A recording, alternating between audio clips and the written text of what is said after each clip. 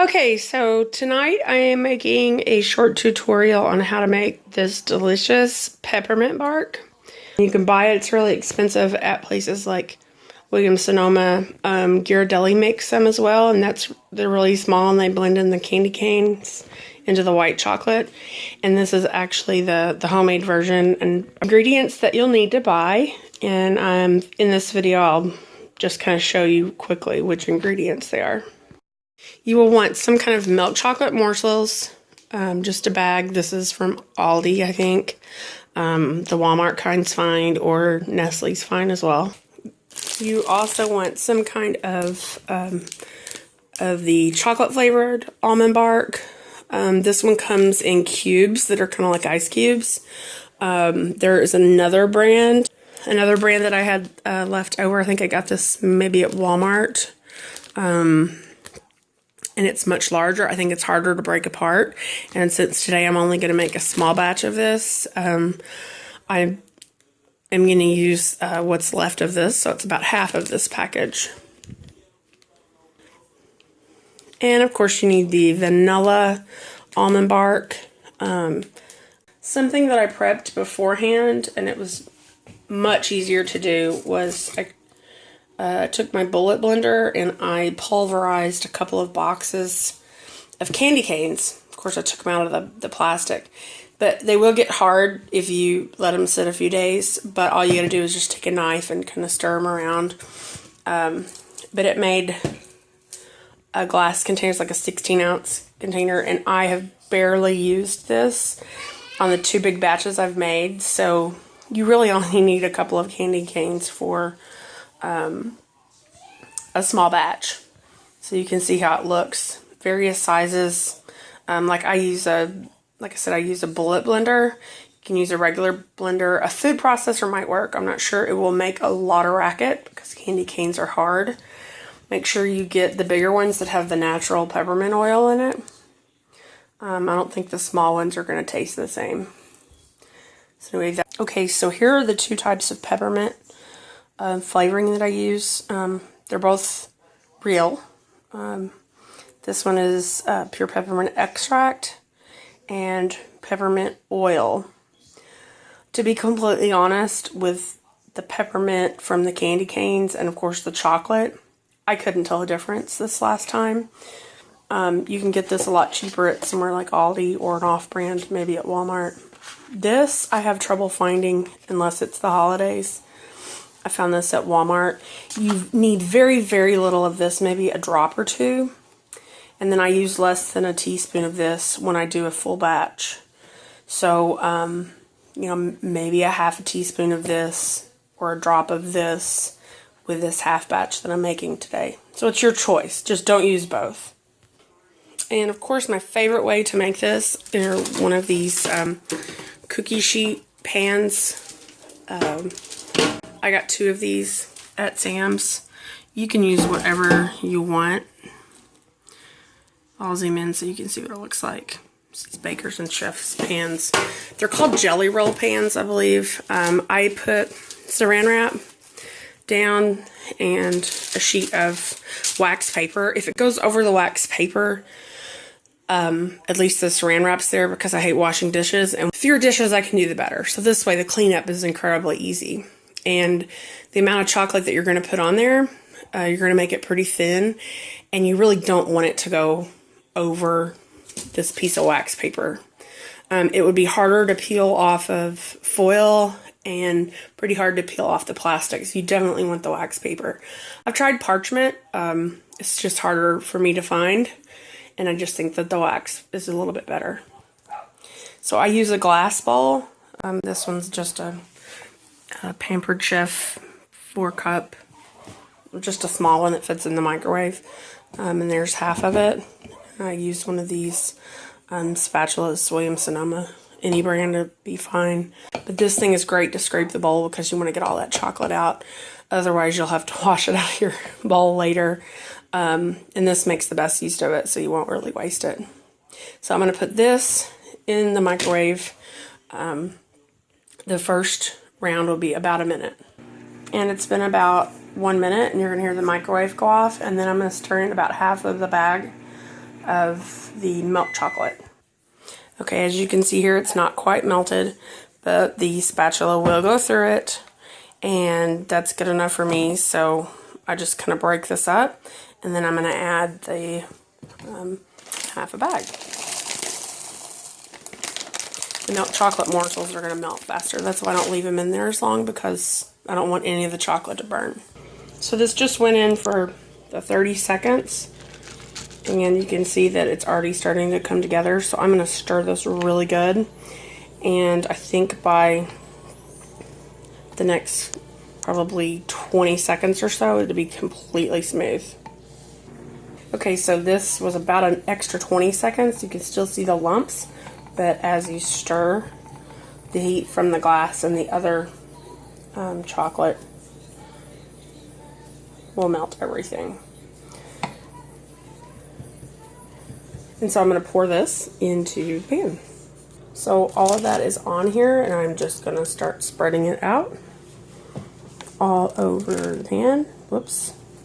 And this is why I have saran wrap, because that will come up.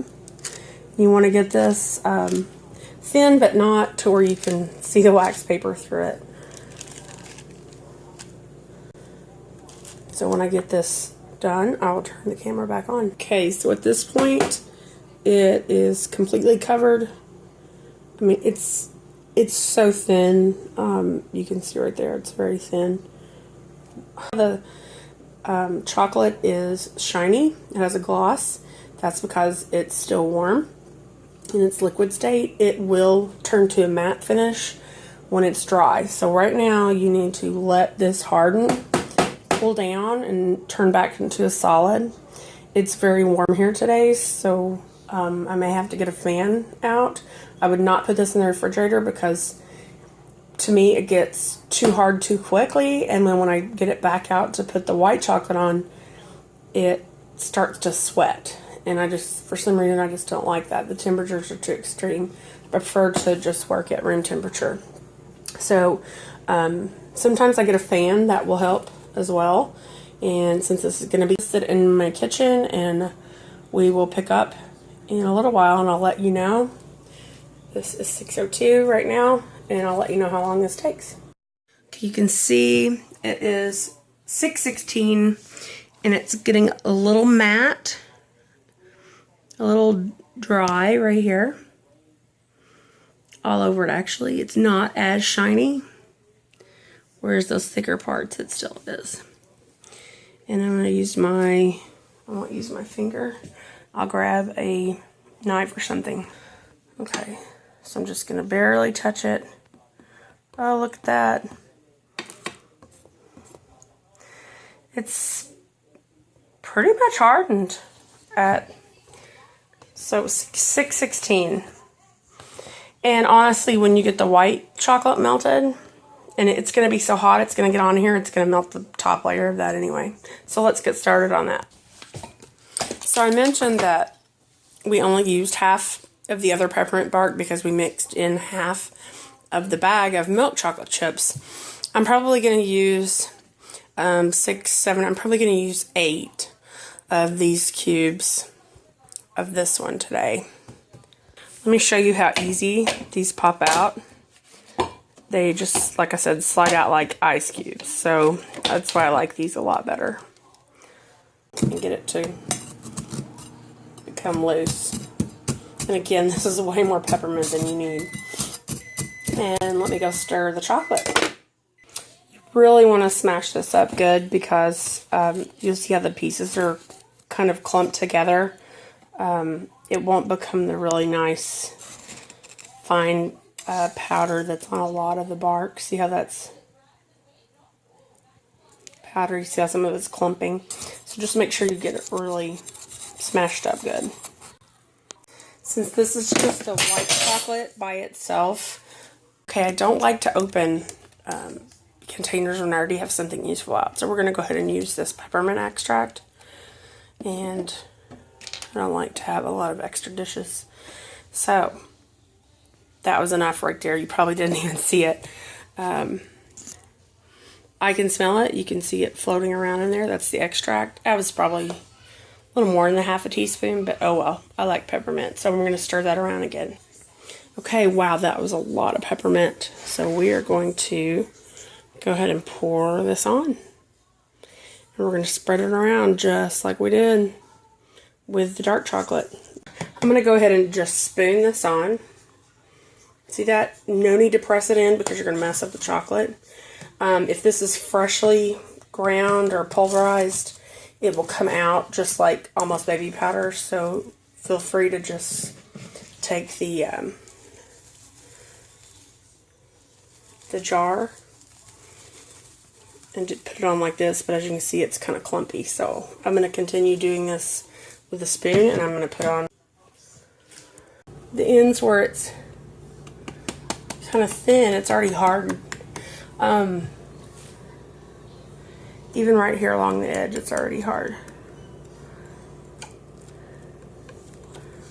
And I wanted to show you that on the edges, it will actually peel up.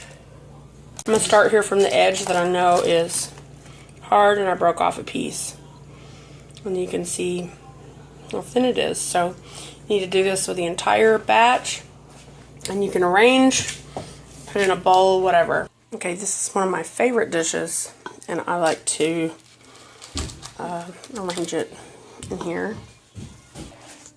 So while this is still a little soft, there is a benefit in going ahead and scoring it. See how I can put my knife right through it? Because you can get pieces that are cut in squares or have straight edges if you want them that way. Because as you start arranging them, you may decide you want to get maybe even pieces for people, or just have random size pieces.